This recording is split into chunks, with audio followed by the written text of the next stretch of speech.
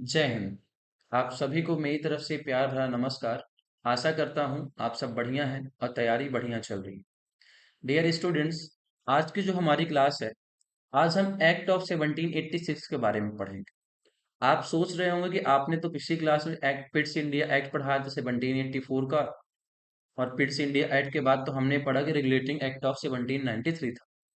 लेकिन जब Pitt's India act बनाया गया, उसमें जो कमियां थी, या फिर आप ये कह सकते हो नया गवर्नर जनरल अपॉइंट करना था बंगाल का, तो उस दौरान कुछ कंडीशंस थी जिनको मंजूरी देने के लिए ना एक्ट ऑफ 1786 को लाया गया था। ठीक है, तो आज हम उसी एक्ट के बारे में पढ़ेंगे। क्योंकि जब आप रेगुलेटिंग एक्ट ऑफ 1993 पढ़ोगे, सॉरी 1793 पढ़ोगे, तो उसमें कुछ चेंजेस रहेंगे। तो आपको लगेगा पिट्स इंडिया एक्ट में तो ये था ही नहीं। ठीक है, तो यहाँ पे जो चेंजेस है ना, इसी के बेस पे आगे फिर रेगुलेटिंग एक्ट ऑफ 1793 बनाया जाएगा। ठीक है, देखते हैं। इन 1786 1746 में क्या होता है कि लॉर्ड कॉर्नवालिस, इनका पूरा नाम था चार्ल्स चार्ल्स कॉर्नवालिस। ठीक है, तो जो लॉर्ड कॉर्नवालिस थे, was appointed as the governor general of Bengal. तो लॉर्ड कॉर्नवालिस को क्या किया गया, ब्रिटिश जो पार्लियामेंट थी ना, वो गवर्नर जनरल ऑफ बंगाल के रूप में अपॉइंट करना चाहती थी। आपको पता है जो बंगाल का गवर्नर जनरल था वो सुप्रीम था। बॉम्बे और मद्रास प्रेसिडेंसी गवर्नर जनरल जो थे, इसके अधीन थे। यानी जो गवर्नर जनरल बंगाल का रहेगा, उसका निर्णय मान्य होगा, और बॉम्बे और मद्रास प्रेसिडेंसी के जो गवर्नर हैं, वो उसके अधीन काम करेंगे। ठीक है, तो ब्रिटिश पार्लियामेंट ने सोचा कि हम लॉर्ड कॉर्नवालिस क्या करते हैं, गवर्नर जनरल ऑफ बंगाल के रूप में अपॉइंट करते हैं। पर गवर्नर जनरल ऑफ बंगाल के पोस्ट को स्वीकार करने के लिए ना, लॉर्ड कॉर्नवालिस ने दो कंडीशन रखी थी। ठीक है, he placed two demands to accept that post. उन्होंने कहा ठीक है, मैं ये पोस्ट एक्सेप्ट करता हूँ, लेकिन मेरी दो कंडीशंस है, मेरी दो शर्तें हैं जिन्हें आपको पूरा करना होगा। ठीक है, कौन कौन सी दो शर्तें थी वो देखते हैं। पहली शर्त है, he should be given power to override the decision of his council in special cases। आपको पता है गवर्नर जनरल के लिए एक काउंसिल क्रिएट कर दी गई थी। पिट्स इंडिया एक्ट के तहत क्या हुआ था, डुअल गवर्नमेंट की हमने शुरुआत कर दी।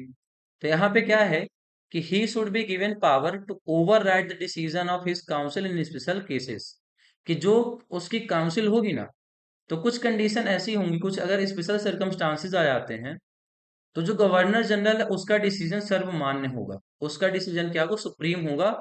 बाकी सबके डिसीजन क्या करेगा, ओवरराइड करेगा।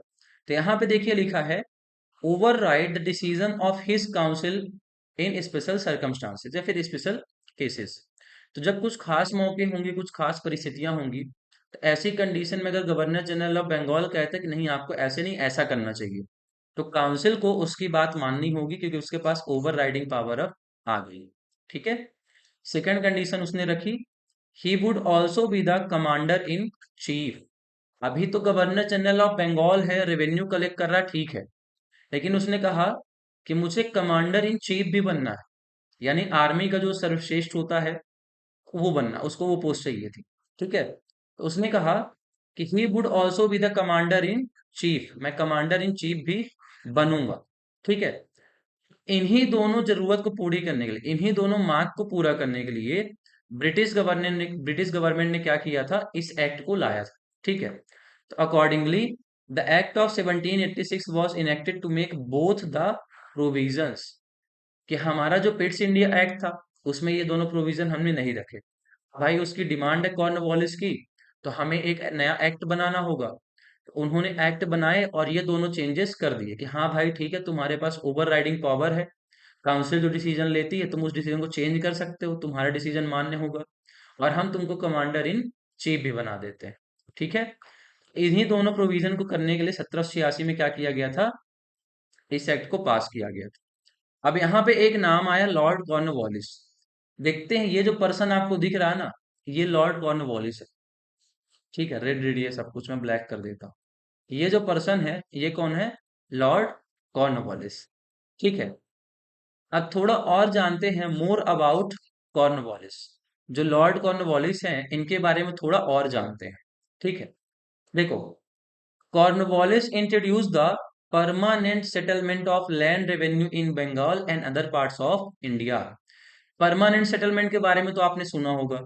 ठीक है, तो इसमें क्या था ना कि जो परमानेंट सेटलमेंट है उसको लॉर्ड कॉर्नवालिस ने ही इंट्रोड्यूस किया हुआ था। जो जमीन संबंधित हमारा परमानेंट सेटलमेंट था उसको लॉर्ड कॉर्नवालिस ने इंट्रोड्यूस किया। ये आपकी यूपीएससी में पूछता है। ठीक है। तो लॉर्ड कॉर्नवालिस ने क्या किया कि 1786 में तो आ गया एज ए गवर्नर जनरल। उसने क्या किया हुआ था कि परमानेंट सेटलमेंट को इंट्रोड्यूस कर दिया बंगाल में और अदर पार्ट्स ऑफ इंडिया। मतलब बंगाल में तो रहेगा ही, बाकी इंडिया के जो अदर पार्ट्स है वहां भी परमानेंट सेटलमेंट इंट्रोड्यूस होगा। अब परमानेंट सेटलमेंट है क्या? ठीक है, थोड़ा हिस्ट्री की तरफ जाते हैं। ठीक है, देखो, तो परमानेंट सेटलमेंट में क्या किया गया था, जमींदार और लैंडलॉर्ड्स, जो बड़े बड़े जमींदार हुआ करते थे, आपको पता है, ठीक है ना, were made the owner of the land. तो जमींदार और जो लैंडलॉर्ड्स थे उनको जमीन का ना मालिक बना दिया गया था। जो लैंड थी तो उसका उनको ऑनरशिप दे दिया गया था। कहा कि भैया ठीक है, अब आप ही मालिक हो। ठीक है। And the farmers were reduce to the status of tenant. और जो फार्मर थे ना, जो किसान थे, उनको मजदूर का स्टेटस दे दिया। टेनेंट्स मतलब क्या होता है? जो खेतों में काम करते हैं। ठीक है। तो इनको यही स्टेटस दे दिया गया। तो इसमें क्या कहता है कि जो लैंडलॉर्ड्स थे और जमींदार थे, अब वो जमीन के असली मालिक होंगे, और जो अभी तक किसान थे वो क्या हो जाएंगे? टेनेंट्स हो जाएंगे। यानी वो मजदूर के रूप में एज अ लेबर काम करेंगे। तो परमानेंट सेटलमेंट में यही था कि जमीन का मालिक किसको बना दिया गया था? लैंडलॉर्ड और जमींदार को। और अगर मान लीजिए टाइम पर रेवेन्यू नहीं मिलता है, इनकी जमींदारी छीन ली जाती थी। ठीक है। आगे देखते हैं सेकंड प्रोविजन। कुछ खास बात, सेकंड खास बात क्या थी कॉर्नवालिस के बारे में, वो देखते हैं। Warren Hasting is credited for laying the foundation of civil services in India. Civil services जिसकी आप तैयारी कर रहे हो ना, आईएएस आईपीएस बनना चाहते हो, तो उसका जो फाउंडेशन रखा हुआ था, मतलब इंट्रोडक्शन कह सकते हो, जो इंट्रोडक्शन किया गया था ना गाइस, वो वॉरेन हेस्टिंग ने किया हुआ था। वॉरेन हेस्टिंग ने क्या किया हुआ था? सिविल सर्विस जो था इंट्रोड्यूस किया था हमारे इंडिया में, उसका फाउंडेशन रखा हुआ था उन्होंने। वॉरेन हेस्टिंग्स ने, नाम याद रखना, ठीक है। While it was Charles Cornwallis, लेकिन चार्ल्स कॉर्नवालिस ने क्या किया था? Who reformed and modernize the inner working of the civil services. कहता है कि हमारे यहाँ जो सिविल सर्विसेज है, आईएएस है, आईपीएस है, आईएफएस है, वो कैसे फंक्शन करेंगे, कैसे परफॉर्म करेंगे, उसको कैसे हम रिफॉर्म कर सकते हैं, उसमें क्या सुधार ला सकते हैं, और क्या मॉडर्नाइजेशन किया जा सकता है, ये सब चार्ल्स कॉर्नवालिस ने किया हुआ था। ये सब किसने किया था? चार्ल्स कॉर्नवालिस ने किया था। ठीक है। तो आपको ये ध्यान रखना है कि अगर कभी पूछता कि सिविल सर्विसेज का जो फाउंडेशन था, इंट्रोडक्शन था, वो किसने लाया, तो आपको बताना वॉरेन हेस्टिंग्स। ठीक है ना, वॉरेन हेस्टिंग ने किया हुआ था। लेकिन अगर फादर कह सकते हो, ठीक है ना, तो वो कौन थे? Charles Cornwallis. इन्होंने मॉडर्नाइजेशन किया, इन्होंने सिविल सर्विस में कुछ बहुत सारे रिफॉर्म्स किए। ठीक है। और जो आप लोग देखते हो ना, आज थाने खुले रहते हैं हर जगह पे, पुलिस स्टेशन, वो भी चार्ल्स कॉर्नवालिस ने किया था। उन्होंने ही प्रोविजंस लाए हुए थे। ठीक है। इसीलिए क्या होता है कि फॉर हिज एफर्ट, जो इन्होंने एफर्ट किया था सिविल सर्विसेज के लिए, ठीक है, Charles Cornwallis is known as the father of civil services in India. इनको सिविल सर्विसेज का फादर कहा जाता है इंडिया में। ठीक है ना। तो ध्यान रखना, अगर मान लो कभी पूछता है कि किसने इंट्रोड्यूस किया था, तो क्या बताओगे? वॉरेन हेस्टिंग का नाम लेना है। ठीक है। आपको बताना वॉरेन हेस्टिंग।